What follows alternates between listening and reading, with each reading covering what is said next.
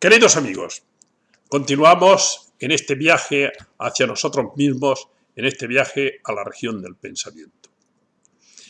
Estamos valorando, estudiando e intentando comprender la época en la que Nietzsche ha roto, se ha quedado en una soledad terrible y en un dolor considerable, más o menos desde 1876 hasta 1883-84, que esa época de auténtica reflexión, de profunda reflexión, empieza ya a dar unos frutos que son los frutos de predicar el superhombre. Pero en esta época Nietzsche escribe libros y en esta época Nietzsche produce.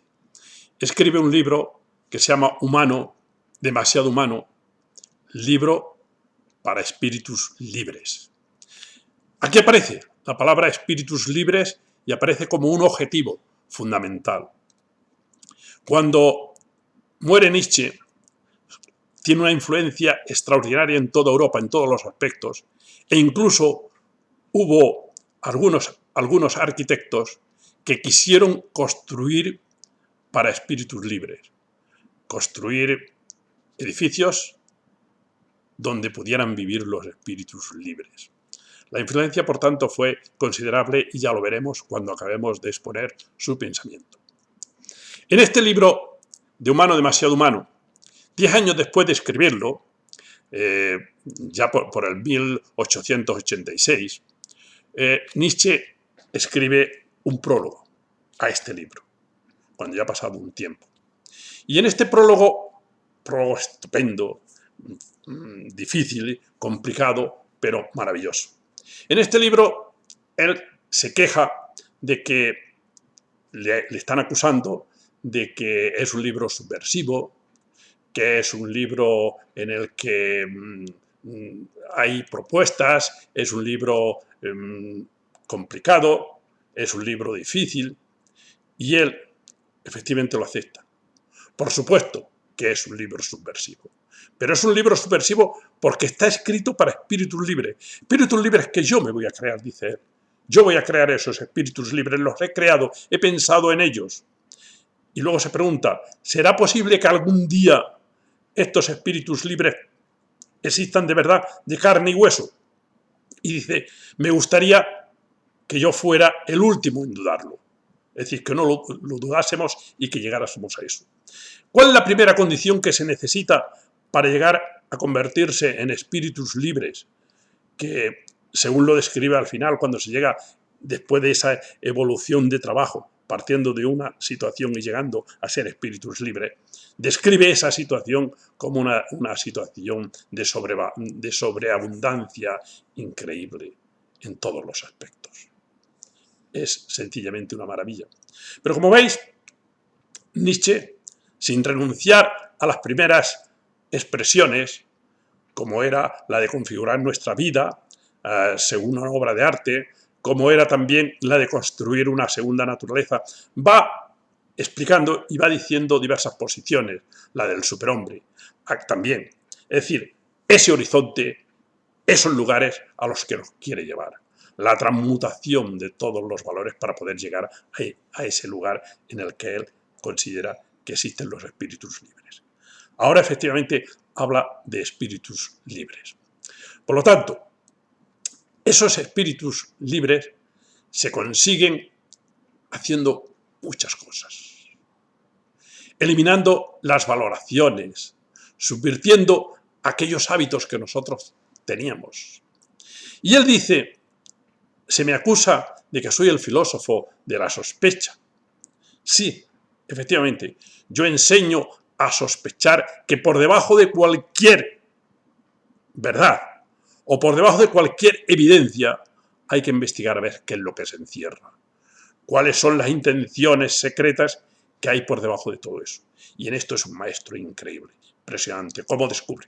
Bueno, a este libro de Humano, demasiado humano, le llamó al principio, cuando empezó a escribirlo, en varias ocasiones le llamaba La reja del arado. Porque es un libro que va a cultivar, que va a trabajar, que va a subvertir, que va a sacar la Tierra de abajo hacia arriba para que nosotros, en una especie de arqueología sobre nosotros mismos, podamos descubrir cuáles son nuestras profundidades. Bien, por lo tanto, ahora bien, ¿qué se necesita para llegar a ser espíritus libres? La primera condición es tener un temperamento que desee ser espíritu libre. Lo primero que necesitas es desearlo, quererlo. Hay gente que ya no desea ser otra cosa, que ya está conforme, que ya se conforma, que no quiere lanzarse a mares desconocidos, que no quiere, que prefiere quedarse en la sombra, como un árbol que se queda en la sombra y sus frutos no maduran. Sin embargo, Nietzsche habla con empuje, con coraje, con garra, y habla a esas personas que tienen un temperamento, que son capaces de lanzarse a mares desconocidos, como se lanzó Colón desde Génova, y él lo admiraba mucho. Lanzarse, imaginémonos, se lanza, y luego, ¿qué es lo que descubre? ¡Qué maravilla! Bien, entonces, esta situación de subvertir, de ir adelante, de lanzarse a los mares desconocidos, se necesita un cierto temperamento que no todo el mundo lo tiene. Por eso Nietzsche, que no conoce a muchos espíritus de estos que quieran hacerlo, los crea. Se los he creado yo, he pensado en cómo tienen que ser, más o menos los describo. Bien, introduce en este prólogo, introduce una palabra curiosa, que es la de incorporar los nuevos descubrimientos, incorporar. Este es un término muy interesante como término de conocer, incorporar. ¿Cuándo es cuando nosotros conocemos de verdad? Cuando sentimos. Cuando hemos incorporado dentro de nuestro cuerpo, no dentro de nuestra alma y dentro de nuestro espíritu, sino dentro de nuestro cuerpo, que nuestro cuerpo sienta, que nuestro cuerpo conozca. Es decir, si tú vas a ver una obra de teatro y la entiendes perfectamente, pero aquello no te ha llegado al cuerpo, no te ha llegado a poner en una cierta tensión corporal, aquello se ha quedado en un idealismo y se ha quedado fuera. Incorporar, por lo tanto, es ser capaces de sentir, de sufrir, de gozar, de que esos conocimientos lleguen hasta nosotros y nos transformen y nos hagan otra cosa. Por lo tanto, hay que incorporar, pero incorporar en este sentido de temblar, de sentir, de amar, de poder gozar, pero con el cuerpo. El cuerpo como elemento fundamental, porque al fin y al cabo es el cuerpo el que nos envía las sensaciones. En este sentido, Nietzsche, que se declara abogado de la vida, pero de la vida en la tierra, se declara en el Zaratustra como yo soy el abogado de la vida en la tierra, de la vida que dice sí a nosotros mismos. Bien, ¿cómo se consigue, por tanto, avanzar y salir de la situación en la que estamos? Lo primero que hace falta, efectivamente, tener un temperamento especial para ello, quererlo y desearlo, y después descontaminarnos. El gran desprendimiento. El gran desprendimiento que es el eliminar todo aquello que nos ata. En este sentido, el vídeo número 15 ya hablé de eso, de cómo había que desprenderse, cómo había que lanzarse, cómo había que eliminar todos esos deberes. ¿Qué es lo que ata? Pues lo que ata allí al rincón y a la columna, como decíamos allá, eran los deberes. Entonces hay que cambiarlos. Y Nietzsche, aquí, en este prólogo, nos indica algunos deberes. Qué curioso, porque Nietzsche, que se reía de los deberes, ahora aquí no lo dice, pero lo dice con un poco de ironía al final. Pero fijaros vosotros lo que nos ofrece y lo que nos dice que deberíamos de hacer. Os lo voy a leer. Yo le llamo esto ideario de acción. ¿Qué es lo que hay que hacer para llegar a convertirse en espíritus libres? Dice, debías convertirte en señor de ti mismo. Debías convertirte en señor de ti mismo. Señor incluso de tus virtudes. Tú eres el que tienes que poner tus virtudes, el que tienes que crearlas. Antes ellas eran tus señoras, pero deben ser solo tus instrumentos junto a otros.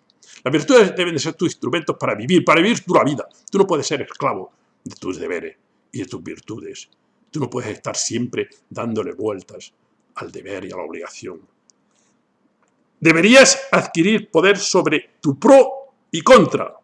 Siempre estamos pensando, calculando el pro y el contra.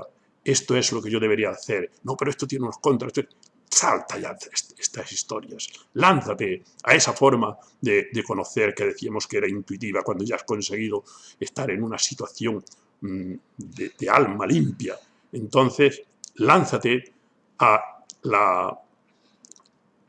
lánzate a actuar según la averiguación y según la intuición. Entonces, deberías adquirir poder sobre tu pro y contra y aprender a desengancharlos y engancharlos según tu fin superior. Ya hemos dado un salto. Estamos buscando un fin superior, que es la libertad. Debías aprender a captar la perspectiva en cada estimación de valor. Hablamos el otro día de la perspectiva. El conocimiento son perspectivas y tienes que valorar. Cuando te llega algún conocimiento a tu alma, o cuando tú descubres, o cuando te dicen un político, quien sea, te dice algo que parece verdad y parece evidencia, busca ver desde qué perspectiva está dicha, con qué perspectiva está formulada. Y entonces tú verás cuál es el valor de verdad de eso que te están diciendo. Deberías aprender a captar la perspectiva en cada estimación de valor, el desplazamiento, la deformación y la aparente teleología de los horizontes y todo lo que pertenece a lo perspectivista. También la parte de estupidez respecto a los valores opuestos y toda la pérdida intelectual con la que se paga cada pro, cada contra. Pierdes el tiempo ahí siempre. Lánzate y olvídate. Y no estés ahí como un gusano siempre calculando y royendo y buscando razones. Debías aprender a comprender la necesaria injusticia de todo pro y contra. La injusticia que existe en todo este tipo de cosas. La injusticia como inseparable de la vida. Efectivamente, sabemos que hay injusticias y tienes que aceptarlas. Y sabemos que la injusticia de la vida. La vida es injusta, pero no puedes hacer otra cosa. Tienes que aceptarla y tirar adelante. La vida me refiero a la vida no social, sino a la vida física, a la vida natural. Entonces, tienes que aceptarla necesariamente. Debías aprender a comprender la necesaria injusticia de todo pro y contra, la injusticia como inseparable de la vida misma como condicionada por la perspectiva y su injusticia. Debías, sobre todo, ver con tus propios ojos donde la injusticia es siempre mayor. Es decir, allí donde la vida se ha desarrollado de manera más pequeña. Claro, ¿por qué es injusticia menor? ¿Por qué mayor? Porque efectivamente allí no ha habido esfuerzo. Allí ha sido injusto todo porque no ha habido esfuerzo, porque no ha habido garra, porque no ha habido... Entonces nosotros quizás la injusticia más grande que cometemos es que nos quedemos en la sombra como ese árbol que no deja madurar sus frutos. Debías ver con tus propios ojos el problema de la jerarquía. Claro que nos tenemos que acostumbrar ya a tener una jerarquía de valores. Y cómo poder, derecho y amplitud de la perspectiva crecen juntos en altura. Claro, tú efectivamente debes de comprender y ver que la vida es el elemento y la jerarquía más elevada, lo más alto que existe. Dice, tú debías, puntos suspensivos. Entonces se ríe un poco. Parece mentira. Yo, que en muchas ocasiones he hablado del tú debes. ¿Os acordáis cuando el león y el dragón? Tú debes hacer esto. Yo quiero. Tú debes. Yo quiero. Tú debes. Yo quiero. En ese enfrentamiento. Y ahora dice, hombre, fíjate, ahora le he dicho a los seres libres lo que tienen que hacer, cuáles son sus deberes. Pero claro, evidentemente, estos deberes son los que te llevan al poder de ti mismo. Yo puedo, yo quiero, al querer al poder. La situación esta que se consigue, esta es una situación magnífica, donde se consigue seguridad y salud, donde se consigue libertad, donde se consigue madurez, donde se consigue sobre todo una sobreabundancia de vida.